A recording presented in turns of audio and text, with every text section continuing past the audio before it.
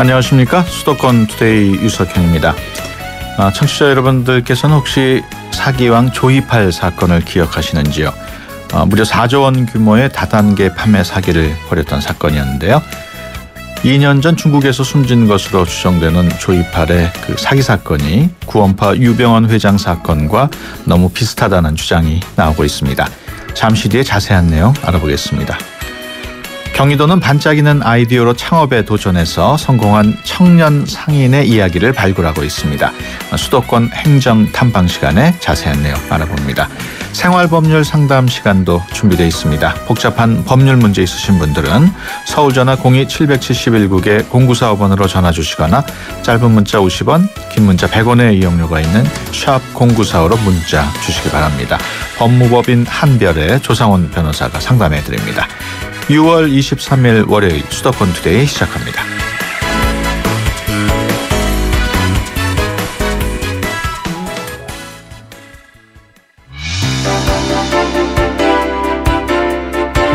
여러분은 지금 YTN 라디오 수도권 투데이를 듣고 계십니다. 이 시간 진행은 유석현 앵커입니다.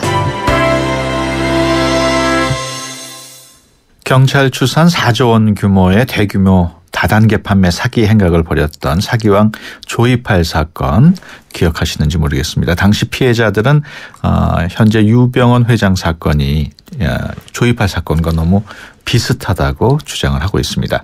당시 피해자들은 불법 다단계를 뿌리 뽑기 위해서 시민단체인 바른가정 경제실천을 위한 시민연대를 구성해 활동하고 있는데요. 어떤 점이 두 사건이 얼마나 비슷한지, 또 유병언 사건 어떻게 수사를 해야 할지 바른가정 경제 실천을 위한 시민연대 김상전 대표 전화로 연결해서 자세한 내용 알아보겠습니다. 안녕하십니까? 예, 안녕하십니까. 반갑습니다. 네, 먼저 조이팔 사건 어떤 사건인지 우리 잘 모르신 분들을 위해서 간단하게 설명을 해 주시죠. 예, 의료기기 역 렌탈을 통한 방식으로 연 135%를 보장한 여수신 규모 8조 원대의 전국적인 유사수신 사기 사건입니다. 네. 피해자들이 믿을 수밖에 없도록 4년 동안 단 한 차례 오류도 없이 제1금융권을 통해서 임대 수익금을 지급받는 형식으로 운영이 되었습니다. 네. 단일 사건으로는 대한민국 건국 이래 최대 피해자와 피해 금액을 발생시킨 사건이라고 볼 수 있습니다. 예. 경찰에서는 이미 그 조이팔 씨가 사망을 했다고 발표를 했고 현재 수사는 중단된 상황 아닙니까? 아니에요. 결론적으로 말씀드리자면요. 예. 조이팔 씨가 2011년 12월 중국에서 정확히 19일인데요. 예. 급성 심근경색으로 사망했다는 경찰의 발표는 예. 조이팔 사건 피해 당사자인 저희 바실련 입장에서는 팩트가 확인되지 않은 어처구니 없는 해프닝입니다. 예. 전체 조이팔 피해자들을 대표해서 가장 신뢰받아야 할 국가기관에서 피해자들에 대한 배려도 없는 당시의 처사에 대해서는 예. 지금도 피해자들은 많이 분노하고 있습니다. 예. 대한민국 국민들 중에서 조이팔 씨가 사망했다고 생각하는 사람이 과연 누가 있을까요? 참으로 궁금합니다. 예. 경찰은 조이팔 씨가 확실히 사망했다는 결정적 증거 제시도 못하고 있고요. 특히 주목할 부분은 경찰이 2012년 5월경에 이제 조이팔 씨가 사망했다는 발표를 당시에 박모 경정이 언론 발표를 했는데요. 예. 같은 해 9월에도 다른 국가기관인 검찰에서는 조이팔 씨 사망에 대해서 부정적인 견해를 내놓았습니다. 예. 희대의 사기꾼 조이팔 씨에 대해서 왜 이렇게 엇박자로 가고 있는지 피해자들을 대표하는 저희 바실련 입장에서는 참으로 황당할 따름입니다. 예. 특히 현재 조이팔 사건은 공식적으로 캐비넷 사건이 되어 있어요. 이제 수사를 안 한다는 얘기죠. 예. 그래도 이제 주범 조이팔 씨와 강태용 씨가 중국에 있다는 전제로 근거를 위해서 움직이는 경찰 조직이 현재 있습니다. 저희들하고 같이 공조수사를 하고 있는데요. 실제로 사건 초기 때부터 저희 바실련에서는 이제 자료를 제공하면서 지속적으로 공조수사를 하면서 지금 이제 중국에 있는 주범 조이팔 씨하고 강태용 씨가 근거되어서 국내 송환을 할 수 있도록 그렇게 이제 투쟁 중에 있습니다. 예. 그렇다면은 그런 조이팔 사건이 유병언 회장 사건하고 좀 비슷하다고 생각하는 이유는 뭡니까? 사건 당시 모든 언론이 집중되었지만 결과 없이 일회성으로 이제 허지부지되는 점도 비슷하고요. 네. 가해자인 주범들은 이제 미리 짜여진 시나리오가 있듯이 뭐 이제 쉽게 말하면 이제 몸통은 있고 이제 그 깃털이나 가지치기를 하는 거죠. 네. 자수나 근거의 형태로 해서 주범이 도피할 시간을 벌어주는 것도 너무 흡사하고요. 또 사건의 본질을 흐리게 하는 다양한 어떤 이벤트를 만드는 것도 너무 흡사합니다. 네. 또 비호 세력과 비리의 연관성 그리고 사업 당시에 어떤 편의를 봐주었다는 점도 그런 것이 지금 이제 사건 이제 수사 과정에서 발견되고 있지 않습니까? 네. 그런 것도 똑같고요. 권력의 힘이 이제 많은 부분에서 좌우되는 것 또한 어떻게 보면 쌍둥이처럼 발단 전개 과정이 너무나 똑같습니다. 네. 그러니까 시간이 흘러서 사건을 되돌아보면 비상식적인 현상들과 수많은 의혹들이 함께하는 것까지도 참으로 비슷하다고 볼 수 있겠습니다. 예. 그 조이팔 사건과 관련해서 지금 그 사망과 관련해서는 사망하지 않았다고 앞서서 말씀을 하셨는데. 확신을 하고요. 그건 이제 왜 그런가 하면 당시에 조이팔 씨와 함께 있었던 측근들 중에서 이제 변심을 했거나 아니면 양심의 가책을 느껴서 저희 바실련에 이제 도와주시는 분이 꽤 많으시거든요. 네. 그분들의 정언에 의하면 당시에도 이제 뭐 유치장이 있으면서도 누가 오늘 나올 거다, 누가 나올 거다 방송에 나오기도 전에 그 했던 것이 진짜였고요. 또 조이팔 사망 시나리오는 이미 그 도망 갈 때부터 이미 만들어진 시나리오였거든요. 그걸 측근들을 통해서 제가 그 팩트에 대한 사실을 확인을 했습니다. 그러니까 이제 저희들은 이제 의혹을 가지는 거죠. 그 조이팔 사건과 관련해서 밀항 과정도 조사했다고 들었습니다만. 예, 그 밀항을 한 것이 아마 조이팔 씨가 밀항한 것이 이제 그 2008년 12월 10일 날 이제 그 밀항을 시키고 그 박순주라고 그 밀항을 제공하신 그 분하고 오후에 이제 정신대쯤 들어왔거든요. 그리고 오후에 이제 6시쯤 해가지고 근거가 되었을 때 당시에 공중파 그 기자분이 저한테 연락을 주셨어요. 그 왕회장으로 표시되는 그 사람이 잡혔는데 이 사람이 조이팔 씨 같다. 여건하고 이런 것이 확인되었다라고 그때 그 확인된 이후부터 저희들은 계속 쫓아다닌 거죠. 쫓아다니고 또 그 사건에 대해서 이제 어떤 언론에 이제 계속 푸시를 하고 그래서 이 사건에 대한 진실을 밝히기 위해서 지금까지 노력하고 있는 거죠. 그렇다면은 조이팔 사건하고 유병환 회장 사건이 비슷하다면 유 회장도 밀항을 했다고 보십니까? 글쎄요. 아마 그분이 연세가 꽤 많으시죠? 뭐, 일원이 넘으신 분이고, 그리고 또 이제, 아무래도 이제 지병이 있다 보니까 혼자서 못 다닌다고 얘기를 하는데, 그 조이팔 씨 같은 경우에도 그렇게 모든 비호 세력의 어떤 도움을 받아서 밀항을 할 때 단 한 명만 넘어갔습니다. 근데 이제 지금 이제 그 언론에서 얘기하는 거 보면 보통 7, 8명이 움직인다는 그런 얘기가 있지 않습니까? 그러면 이제 그 밀항을 지금 하지 못하고 지금 이제 국내에서 이제 밀항을 준비하거나 밀항 외에도 어떤 사법적인 어떤 그런 것을 피해갈 수 있는 뭔가 다양한 방법을 찾을 거 아닙니까? 그렇게 지금 어떤 뭐 직거를 해서 어떤 다양한 전략을 짜고 있다고 저는 생각하고 있어요. 한국에 있다고 추측을 하시는군요. 네, 저는 이제 제 뭐 사견입니다만은 이제 그렇게 생각을 하고 있습니다. 그렇다면은 그 현재 유병헌 회장에 대한 수사, 그런 수사에도 좀 문제점이 있다고 보시나요? 글쎄요, 이제 직접 경험자인 피해자 입장인 저희 입장에서는 좀 뭐라고 할까요? 항상 좀 경찰 조직과 검찰 조직이 조금 이제 불신하게 되는 거죠. 근데 저는 그렇습니다. 이제 경찰은 경찰다워야 하고, 검찰은 검찰다워야 하고, 언론은 또 언론다워야 하는데, 이 정해진 사건 절차에 맞춰서 제대로 풀어져야 하는 모든 것들이 뒤죽박죽되어 있잖아요. 그리고 이제 그 주범들은 시간 끌기나 어떤 또 물타기나 이런 걸 통해서 이제 손방망이 처벌을 받고 또 제2, 제3의 또 그런 사건 계속 반복되고 하는 것이 우리나라 국가 시스템 가장 큰 문제거든요. 그래서 지금 유병헌 씨 사건 같은 경우에도 처음은 세월호였지 않습니까? 그런데 지금 2달이 지났는데 아직도 지금 그 어린 영혼들 또 그분들이 12분이나 지금 아직 오지 못한 상황 아니에요? 그런데 지금 우리 뉴스나 방송 취재 태도 한번 보십시오. 큰 사건이 많으니까 그 사건이 계속 꼭지로 올라가고 지금 자꾸 잊혀지고 있잖아요. 조이팔 사건도 그랬었거든요. 처음에 당시에 밀항 당시나 그 사건 터졌을 때는 많은 언론에서 그걸 관심을 가졌었습니다. 그러면서 이제 그 사건이 어떻게 진행되고 피해자들이 피해 회복이 되고 진실 규명이 되었냐에 대해서 관심이 있는 것이 아니라 당시에 그거로서 끝나버리니까 이제 어떤 또 두 번, 세 번의 어떤 피해를 입는 것처럼 지금 수사 과정도 저는 그렇게 생각을 하거든요. 수사가 잘 돼야 되죠. 수사가 잘 돼야 되는데 수사를 그렇게 하기 위해서는 뭐라고 해야 되나요? 저는 걱정스러운 게 이제 이렇게 시간만 끌다가 솜방망이 처벌로 이제 끝나지 않을까. 또 사건의 진실이 감춰지지 않을까. 저희 경험자로서는 또 한 사람의 시민으로서는 정말 유감스럽거든요. 그렇다면은 앞으로 그 수사 방향이 어떻게 잡아야 된다고 보십니까? 지금 현재 조직적으로 수사를 방해하고 와해하는 세력들이 분명히 있을 겁니다. 흔들리지 말고 보다 더 철저하게 수사력을 재정비하시고요. 각계각층의 전문가들의 협조를 받아서 유병헌 씨 근거에 총력을 기울여 주셔야 되고요. 국민들은 검찰의 근거 작전이 이제 수사의 기밀성을 살리지 못한다고 비판하기보다는 좀 더 관심을 가져주고 이 사건의 본질에 대해서 관심을 많이 가져주셨으면 좋겠어요.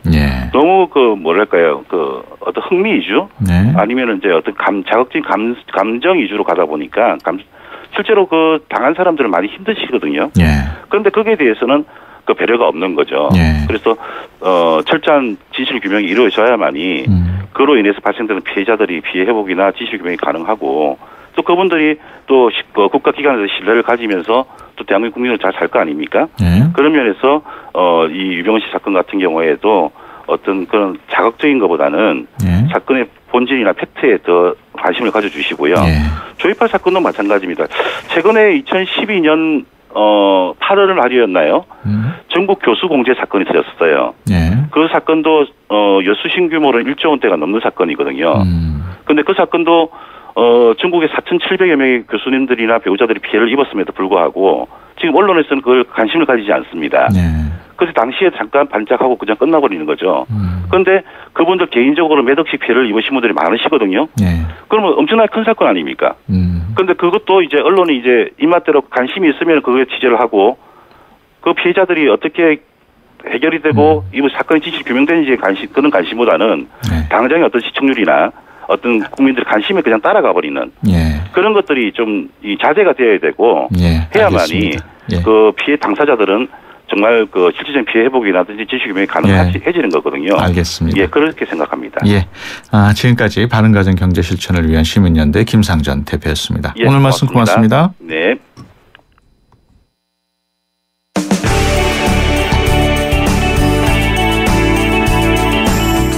발빠른 리포터의 현장 스케치, 생생 리포터 현장.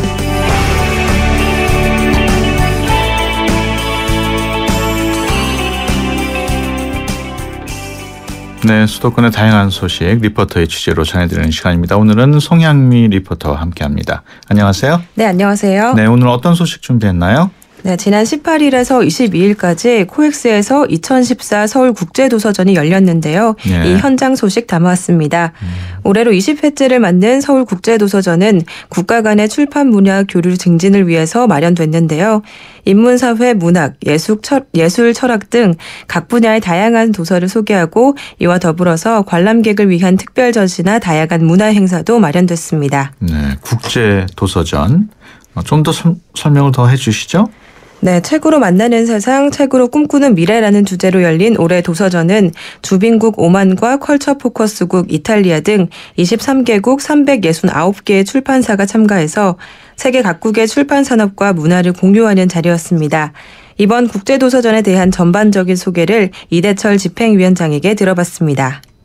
2014년 서울국제도서전은 규모는 약간 줄었습니다만 내용적인 면 또 질적인 면에서는 종전의 도서전에 비해서 월등히 좋아졌다 이렇게 평가할 수 있을 겁니다.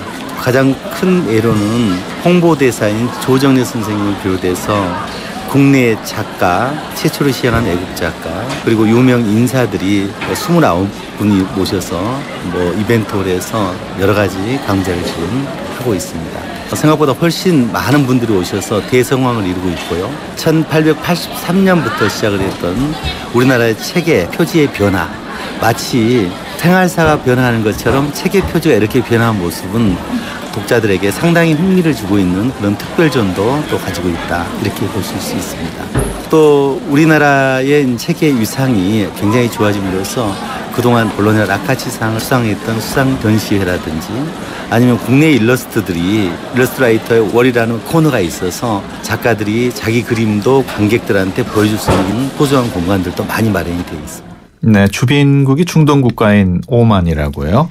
네, 서울국제도서전은 지난 2008년부터 세계 주요 국가의 출판 문화를 선보이는 주빈국 제도를 도입했는데요. 2012년 사우디아라비아에 이어서 중동 국가로는 오만이 두 번째 참가국입니다.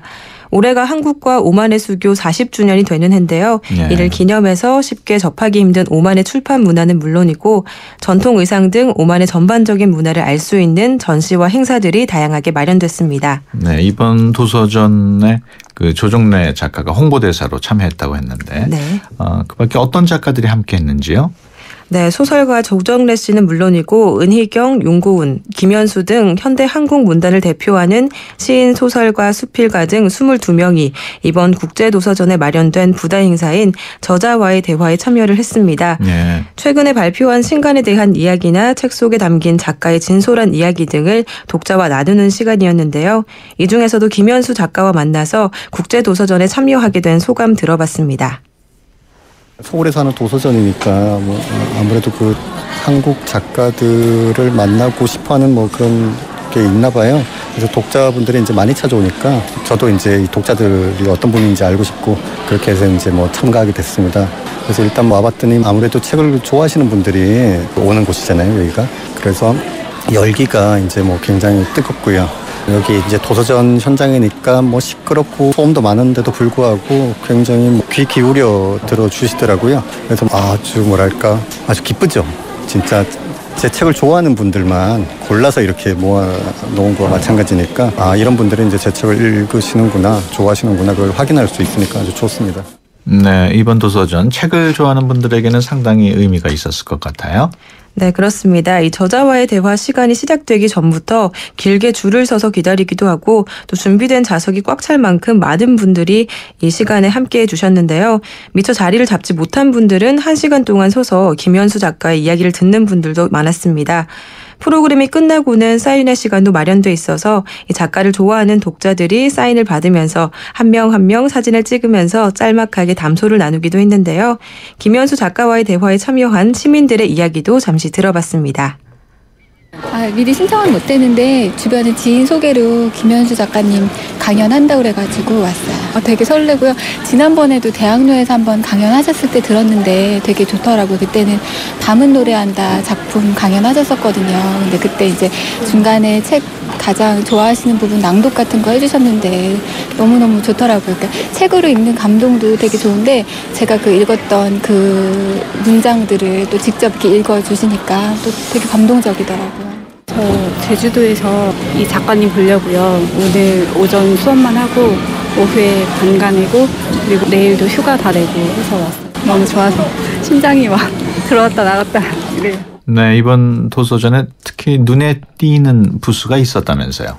네, 보통은 국내 출판사나 해외 출판사들이 다양한 도서를 소개하고 또 책을 판매하기도 했는데요. 네. 그런 출판사 부스들 사이에서 순수하게 홍보 활동을 하는 단체가 있었습니다. 네. 바로 책 읽는 사회 만들기 국민운동이라는 비영리 단체였는데요.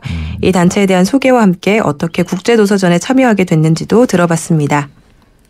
올해 저희 13년차 된 비영리 단체입니다. 책 읽는 사회 만들기 국민운동으로 시민이 평등하게 지식에 접근하기 위한 것이 어떤 것일까라는 그런 취지에서 시작을 하게 됐고 그래서 지금까지도 그 처음 갖고 있었던 모토나 그런 방향을 그대로 가지고 있어요. 순수하게 독서나 어떤 도서관을 위해서 어떻게 하면 확산을 시키고 어떻게 하면 정말 소득에 상관없이 지식에 접근을 할 수 있고 이거 어떻게 하면 평등하게 누구나 다 도서관을 이용할 수 있느냐 아니면 누구나 다 가난한 사람도 책을 읽을 수 있게 하는가라는 그런 모토는 여전히 이제 갖고 있고요. 저희 여기 부스 나오게 된 거는 이제 몇 년 차 지금 한참 됐고요. 도서전에는 보통은 아마 출판사나 뭐 이런 곳들이 아무래도 많이 나오죠. 저희는 마케팅이나 이런 게 아니라 정말 순수하게 이런 비영리 단체로서 독서나 도서를 위해서 어떻게 하면 시민들한테 좀 더 이런 지식 접근, 정보 접근을 어떻게 하면 더 할 수 있을까라는 걸 저희가 개미 같지만 이렇게 움직이고 있습니다. 이런 것들을 좀 알려드리고 지나가시는 분들께 좀 취지를 설명드려서 이런 활동이 있고. 네. 이번 도서전 어떤 분들이 오셨나요? 네, 사실 우리나라 사람들이 갈수록 책을 많이 안 읽는다 이런 말들 많이 하시잖아요. 그런데 이날 제가 본 바로는 책을 사랑하는 분들이 정말 많구나 하는 걸 느꼈습니다. 특별 전시와 출판 부스를 둘러보고 있는 시민들 만나서 짧게 이야기 나눠봤습니다. 평소에 도서에 관심이 많아가지고 인터넷으로 광고 보고 오게 됐어요. 가슴이 되게 떨려요. 같은 책인데 표지가 시대에 따라서 이렇게 달라지고 제가 좋아했던 책이 예전에는 이렇게 표현됐구나 싶어서 기분이 되게 남달라요. 오게 된 거는 인터넷에서 그 광고를 보고 왔고 참여하게 된 계기는 출판 쪽에 관심이 많아가지고 그래서 어떤 출판사들이 있고 어떤 행사를 하는지 이렇게 한번 알아보러 왔어요. 네. 지금까지 송양미 리포터와 함께했습니다. 오늘 말씀 고맙습니다. 네, 감사합니다. 3385님이 보내주셨네요. 혜열오빠, 카스라이트 모델이잖아요. 카스라이트 한 박스만 보내주세요. 뿌잉뿌잉. 자, 노래 띄워드립니다. 안 돼, 다 내 거야. 칼로리를 33% 내린 맛있는 맥주 카스라이트. 김연아예요. 저의 다음 계획 궁금하시죠? 앞으로 강원 평창수와 함께 준비하겠습니다. 평창 동계올림픽을 준비하는 깨끗한 물이니까요. 강원 평창수 마시면서 같이 준비하실래요? 평창 동계올림픽 공식 먹는 샘물 강원 평창수. 미세먼지 많은 날엔 깨끗하게 쿠쿠 청정. 비 오는 날엔 산뜻하게 쿠쿠 제습. 공기청정기와 제습기가 만나 1년 내내 쿠쿠 하이브리드 365. 네, 방금 전에 그 총기 난사 사건의 주인공이죠. 임병장 생포했다는 소식이 들어왔습니다. 더 이상의 희생자가 없이 생포됐다는 다행스러운 소식 들었습니다. 수도권 투데이 1부 여기서 마치고요. 잠시 뒤 2부에서 뵙겠습니다. 2014 YTN 연중기획 함께하는 미래 창조 대한민국. 다일 공동체 대표를 맡고 있는 최일도 목사입니다. 대한민국의 미래는 나눔에 달려 있습니다. 밥 냄새가 너무도 그리운 시대인 것 같습니다. 한 상에 둘러앉아 밥을 나누면서 정을 나누고 사랑을 나누던 이 나눔의 문화가 점점 핵가족화를 맞이하면서 너무 혼자 밥상을 대하는 세대들이 많아졌는데요. 밥부터 나누면 됩니다. 대한민국의 밝은 미래는 나눔에 달려 있습니다. 지금부터 여기부터 작은 것부터 할 수 있는 것부터 나부터 나누자고요. 2014 YTN 연중기획 함께하는 미래 창조 대한민국. 스토리가 있는 금융 KB국민은행과 함께합니다. 좋은 정보 다 모여있는 YTN FM 라디오. 오늘 함께하는 이 하루가 좋은 걸 유익한 라디오 수도권 투데이. YTN 수도권 투데이. 네, 수도권 투데이 2부 순서 시작하겠습니다. 생활 속에 발생한 일들에 대한 법적인 관계 어떻게 정리해야 할지 궁금하신 분들 02-771-9045로 전화 주시거나 샵 0945로 문자 주시면은 조상원 변호사께서 상담을 해드립니다. 수도권 투데이 2부 시작할 텐데요. 먼저 그 총기 난사 사건과 관련해서 임병장 생포됐다는 소식을 TV 뉴스로 잠시 들어보시겠습니다. 근처에 28분에서 30분 사이에 사실 이제 계속해서 들려왔었습니다. 투항할 것이 같다. 투항 직전이라는 얘기가 보도는 되진 않았지만 계속 들려왔었습니다. 9시 반 정도에 투항이 됐고 생포가 됐다라는 지금 소식이 들어왔고요. 네, 자 지금 스튜디오에 김문경 기자 나와 있습니다. 자, 김 기자, 지금 조금 전에 생포가 됐다는 소식이 들어와 있는데 부모와 통화를 한 뒤에 투항을 했다고요? 예, 지금 이제 속보로 그렇게 전해지고 있는데요. 네. 부모와 통화 뒤 투항한 점으로 미뤄서 아마 사전에 군 당국하고 뭔가 교감이 있었지 않았느냐 이렇게 추측을 해볼 수가 있겠습니다. 왜냐하면 군에서는 휴대전화를 전혀 사용을 할 수 없게 돼 있거든요.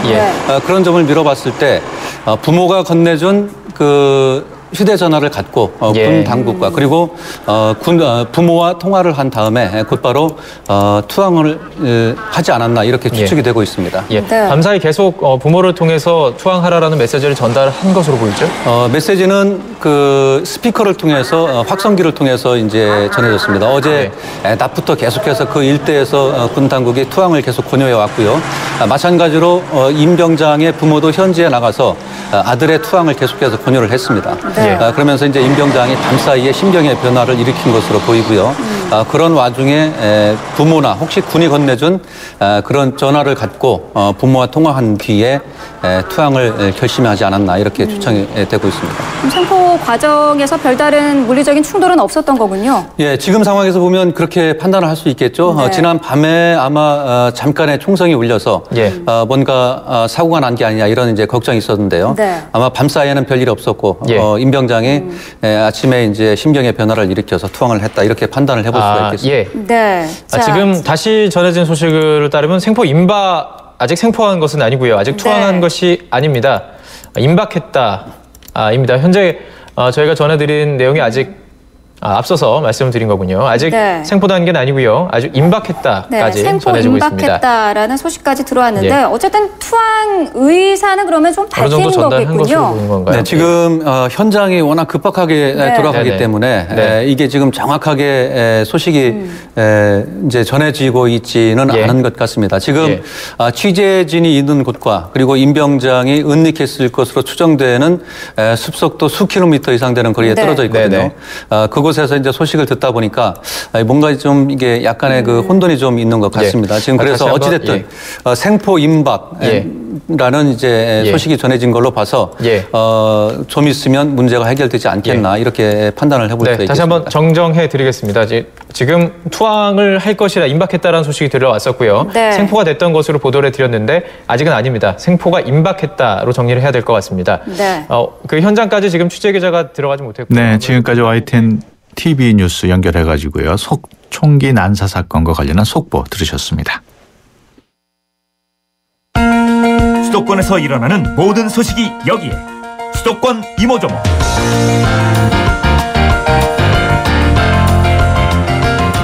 네, 경기도에서 어떤 일들이 있었는지 또 어떤 정책을 준비했는지 자세히 알아보는 수도권 행정탐방 시간입니다. 경기도와 경기중소기업 종합지원센터에서 감동적인 성공 스토리를 갖고 있는 청년 상인 3명을 선정했다고 합니다.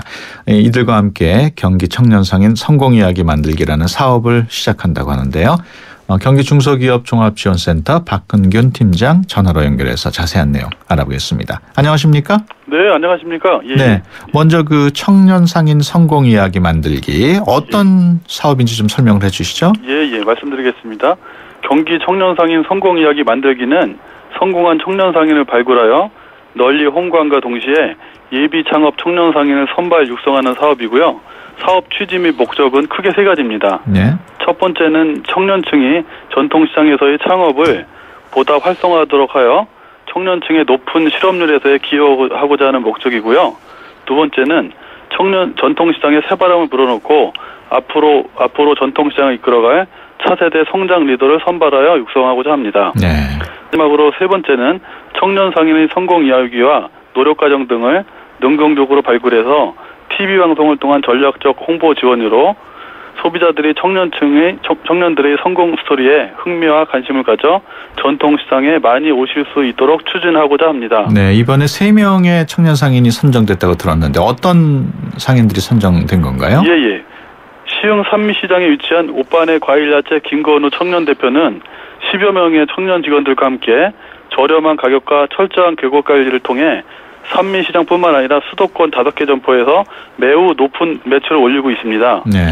수원 파장시장에 위치한 농민유통 한대진 청년 대표는 박리담의 최저가 판매 방식으로 인근 대형 슈퍼마켓과의 경쟁을 이겨냈으며 시장 내에서 적극적으로 봉사활동도 열심히 하고 있습니다. 마지막으로 하남 신장시장의 시루본 떡집 이종인 청년 대표는 고객 맞춤형 떡 디자인으로 소비자들로부터 가치를 주목받고 있으며 매일 발생하는 재고는 푸드뱅크 등 사회복지시설에 기부하고 있고 지역 봉사도 열심히 하고 있습니다. 네, 이번에 그 선정된 청년 상인들에게는 어떤 지원이 이루어집니까? 크게 2가지로 말씀드릴 수 있는데요.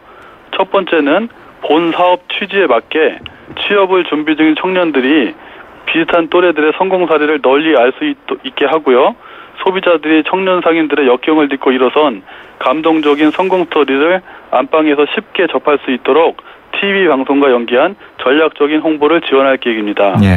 두 두 번째는 선정된 청년 상인들이 차세대 전통시장 리더로서 젊음과 열정을 불어넣어 전통시장을 활성화시킬 수 있도록 지속적인 맞춤형 전문교육 등을 통해 전통시장의 명실상부한 명품 점포로 육성해 나갈 계획입니다.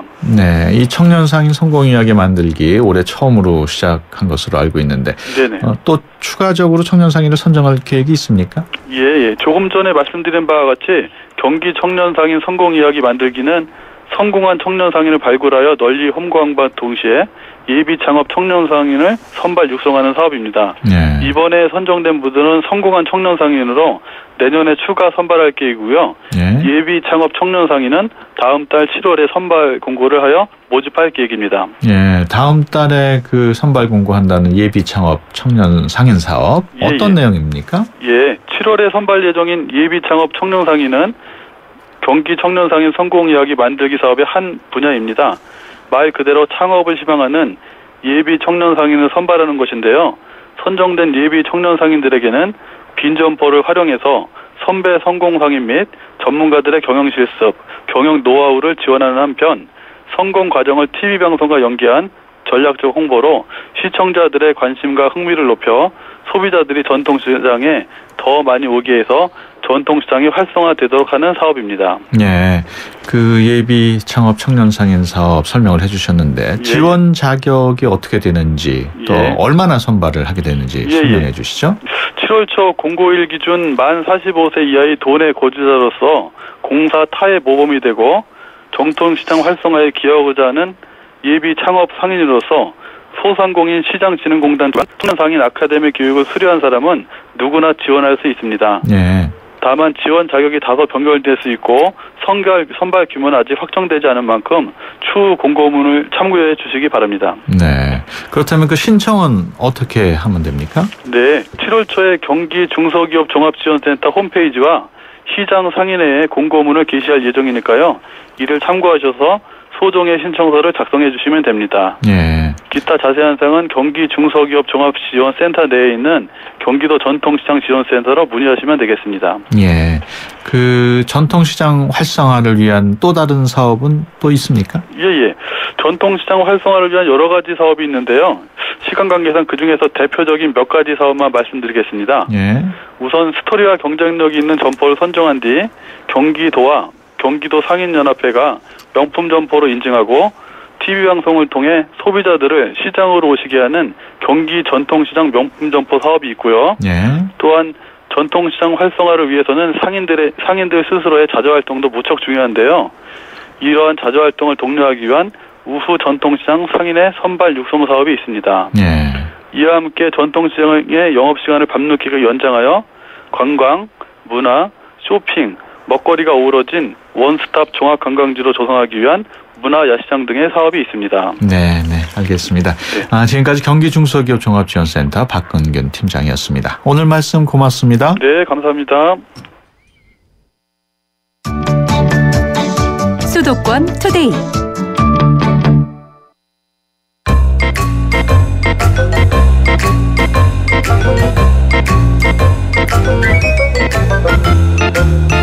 더불어 모두가 행복한 사회를 꿈꾸며 여러분의 법에 관한 모든 궁금증을 해결해드립니다.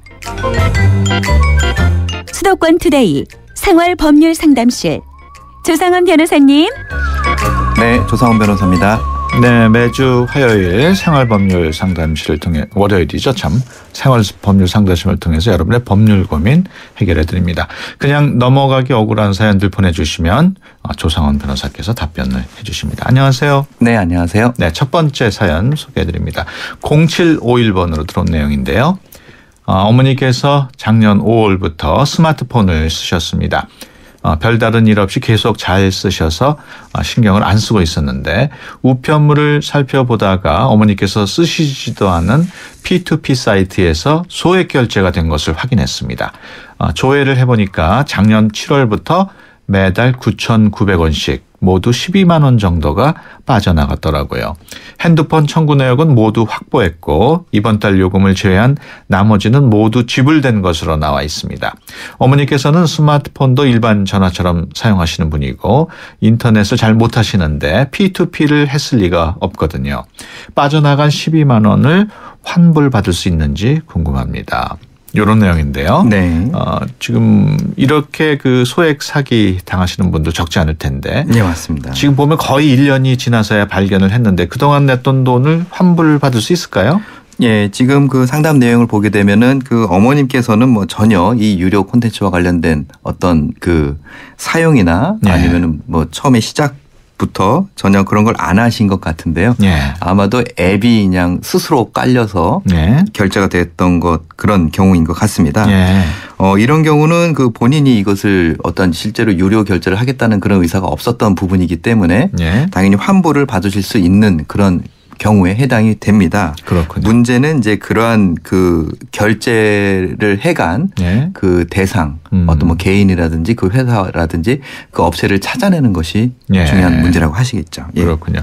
지금 앱이 이제 자동으로 깔려가지고 그렇게 됐을 가능성을 설명을 해주셨는데, 그 어머님 이름으로 그 해당 사이트 사용 내역이 없을 수도 있고 해킹을 당해서 누군가가 몰래 그 해당 사이트를 어머니 폰으로 사용했을 수도 있는데, 예, 맞습니다. 이 경우에는 환불이 어떻습니까? 어려울까요? 예, 이런 경우는 뭐 한마디로 좀 오히려 형사적으로 좀 사기에 해당될 수가 있는 거죠. 당연히 이제 환불을 받으실 수 있는 그런 경우에 해당이 됩니다.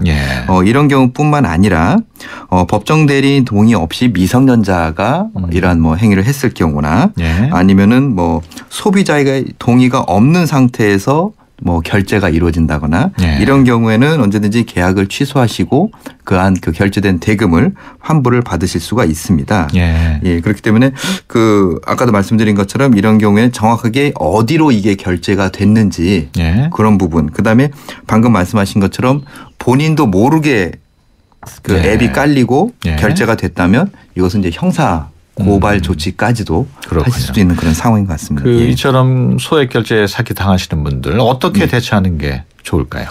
예, 우선은 이제 그 핸드폰이 요새는 이제 다들 이제 스마트폰이 되다 보니까 사실 본인도 이것이 그 어떤 식으로 되는지를 잘 모를 수가 있습니다. 요새는 또 해킹 사이트가 아주 교묘해져서 앱이 깔렸는데도 그 핸드폰에 그 표시가 안 나는 이런 경우도 많이 있고요. 그다음에 또 핸드폰 사용을 그 어린 자녀한테 맡기다 보니까 부모 모르게 자녀가 또 유료 콘텐츠를 사용한 이런 경우도 많이 있습니다. 그렇기 때문에 보통 이제 이러한 경우에 오는 그 결제 고지서나 아니면 보통 스마트폰 같은 경우 이메일하고 연동이 돼서 어떤 유료 결제가 될 때는 이메일로 다 통보가 또 옵니다. 그런 부분들을 좀 꼼꼼히 살피셔서 평소보다 좀 대금이 많이 나온다면 통신사에 확인을 한다거나 이런 식으로 조금 확인을 하시는 좀 습관을 좀 가지셔야 될 것 같습니다. 알겠습니다. 계속해서 다음 사연입니다. 4785번인데요. 1차선 도로에서 자전거로 주행하던 중에 후진하는 앞차에 치였습니다. 가해 차량은 후진해서 도로 옆길에 불법 주차를 하던 중이었고 저는 몸에 큰 이상이 없어서 전화번호만 받았습니다. 다음 날 병원과 자전거 매장에 가서 견적을 뽑고 연락하기로 했는데 차주가 112랑 보험회사에서 물어보니 쌍방 과실이라고 5대5로 책임을 져야 한다고 말합니다. 상대방이 제 병원비를 물어주면 저도 자동차 범퍼를 물어줘야 된다는데 이게 맞는 건가요? 가해 차주가 보험사 부르면 보험료가 올라가니까 개인적으로 합의하자고 해서 사고 당일에 경찰하고 보험사는 부르지 않았는데 이제 와서 저에게 범퍼 값을 물어달라고 하니까 어떻게 해야 할지 모르겠습니다. 많이 다치진 않았지만 손목이 시큰거려서 병원에 가니 2주 정도 깁스를 해야 하고 무릎도 2주 정도 물리치료를 해야 한다고 하더라고요. 자전거도 칠이 많이 벗겨져서 도색도 해야 될 것 같은데 상해 진단서를 끊어서 경찰서에 가야 될까요? 이런 내용이거든요.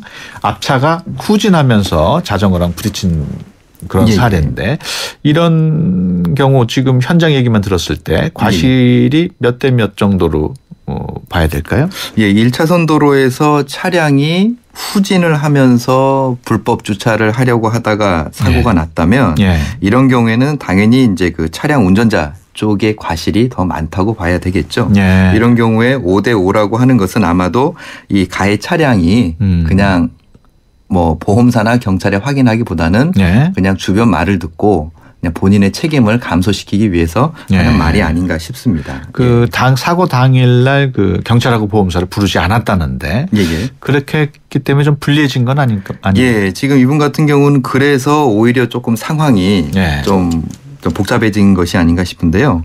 보험사를 부른다고 해서 꼭 보험 처리를 하는 것은 아닙니다. 그 보험 가입자가 이 건은 내가 보험 처리를 하지 않겠다라고도 할 수가 있는 거거든요. 그렇죠. 그래서 그런 이유로 보험사를 안 부를 필요는 없고요. 그리고 이제 대부분의 사람들이 교통사고를 당하게 되면 당한 즉시는 특별한 고통을 잘 못 느낍니다. 왜냐하면 놀래고 긴장을 했기 때문에 대개 하루 이틀 지나고 나면 이제 그 고통이 찾아오는데 사고 당일날 괜찮은 것 같아서 그냥 아무 일 없었던 걸로 처리하시지 마시고 한 2, 3일 지나고 난 다음에 합의나 이런 것을 치료를 받으시는 것이 좋습니다. 애초에 아무렇지도 않았다고 얘기했다가 며칠 뒤에 아프다고 얘기하면 오히려 가해자 측에서 또 오해를 할 수가 있거든요. 그 이분은 지금 상해 진단서를 끊어가지고 경찰서를 가야 될까 이렇게 고민을 하고 계시는데. 예, 만약에 그 가해 차량이 5대5를 고집하면서 뭐 나도 잘못한 게 없다. 내 범퍼를 해달라라고 한다면 이분은 지금이라도 상해 진단서를 끊으셔서 경찰에 이러한 그 고발 조치를 하시고요. 그 당시 상황에 대해서 정확하게 경찰서에다가 알리는 것이 지금은 뭐 한 가지 방법이 될 것 같습니다. 그렇죠. 이분은 그러면 그렇게 대처를 하는 한편 또 다른 대처 방법이 있을까요? 예, 중요한 것은 이제 사고 현장이 아니기 때문에 사실관계가 중요한 쟁점이 된 것 같습니다. 경찰서에서 실제로 저 차가 후진을 했었던 것인지를 믿어줘야 되는 부분이 생기는데요. 그렇죠. 그 당시에 뭐 CCTV나 뭐 이런 것이 없다라면 사실 이 사람이 주장밖에 없기 때문에 이런 경우에는 만약에 이제 그 고발하러 가기 전에 그 가해 당사자와 얘기를 하면서 그 사고 당시의 상황을 얘기하면서 녹취를 해서 그거를 증거로 삼는 것도 한 가지 방법이 될 것 같습니다. 네, 알겠습니다. 계속해서 다음 사연입니다. 이 사고도 접촉사고 관련인데요. 1214번으로 들어온 내용입니다. 지난 5월 접촉사고가 있었는데 아직도 합의가 되지 않고 있습니다. 제 차에는 4명이 타고 있었는데 신호 대기 중에 뒤에서 다른 차에 받쳤습니다. 그런데 그 차가 뺑소니를 치고 달아나더라고요. 다행히 1시간 뒤에 가해자 차량이 잡혔는데 음주의 뺑소니 무보험 차량이었습니다. 경찰서에서 경위서를 작성하고 일주일 뒤에 가해자와 통화했습니다. 4명 모두 2주 진단이 나왔고 차량은 뒤 범퍼를 교체해야 했는데 상대 차량이 무보험 차량이라서 보험 접수도 안 돼서 우선 모든 비용을 각자 해결했습니다. 그런데 가해자가 합의 보겠다고 전화한 뒤 한 달째 연락 두절 상태입니다. 지금은 경찰에서 검찰로 넘어간 상태이며 판결은 시간이 조금 걸린다고 합니다. 그래서 먼저 민사소송을 진행하려고 하는데 어떻게 해야 하는지 잘 모르겠네요. 이런 상황 어떻게 처리하는 게 좋은지 여쭤봅니다. 5월 달에 접촉사고가 있었고 아직 합의도 되지 않은 상황인데 이런 합의는 언제까지 해야 된다는 그런 기한이 있나요?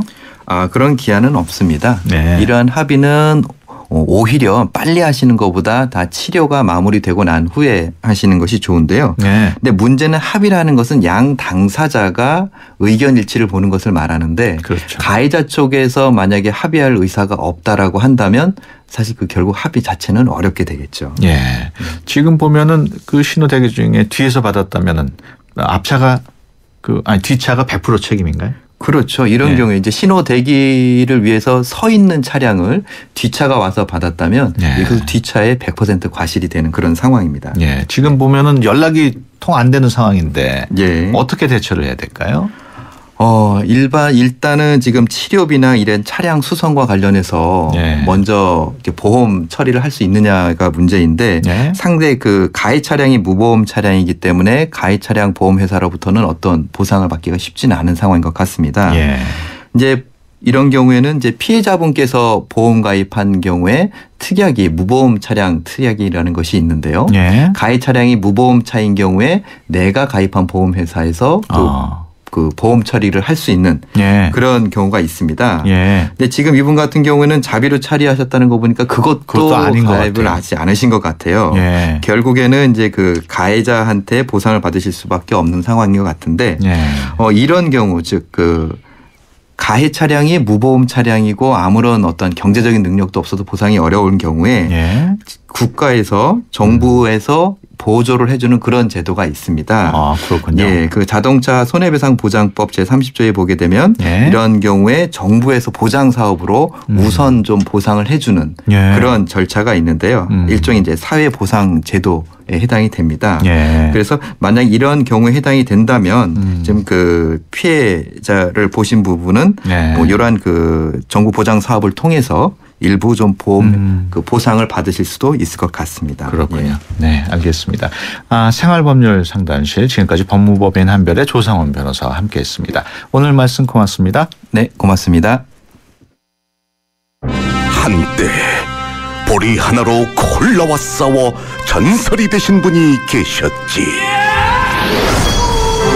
국내 최초 보리 탄산음료로 콜라의 아성을 흔들었던 맥콜. 다 전설을 맛보리 맥콜. 3385님이 보내주셨네요. 히어로빠, 카스라이트 모델이잖아요. 카스라이트 한 박스만 보내주세요. 뿌잉뿌잉. 자, 노래 띄워드립니다. 안 돼, 다 내 거야. 칼로리를 33% 내린 맛있는 맥주 카스라이트.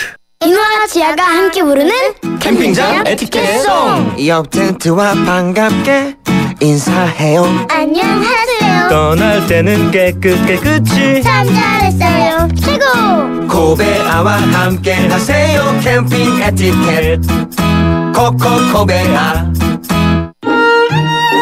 당신을 위해 내가 더 완벽해질게요. 물이 머무는 저수조부터 물이 나오는 코크까지 안파크로 깨끗하게. 네가 처음이야. 이런 신선함.